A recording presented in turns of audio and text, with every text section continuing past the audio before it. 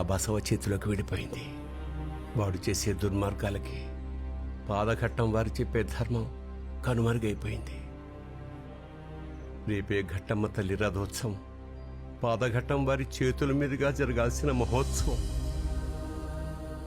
ఆ మహాకార్యాన్ని కూడా పాదఘట్టం వారితో కాకుండా ఆ దుర్మార్గుడి చేతుల మీదుగా జరిపిస్తాడు. రథం మీద ఉన్న ఆ తల్లి ఇదంతా చూస్తూ ఎలా ఊరుకుంటుందో నాకు తెలియదు, కానీ దాన్ని చూస్తుంటే నాకు మాత్రం గుండె చప్పుడు ఆగిపోతే బాగుండనిపిస్తుంది.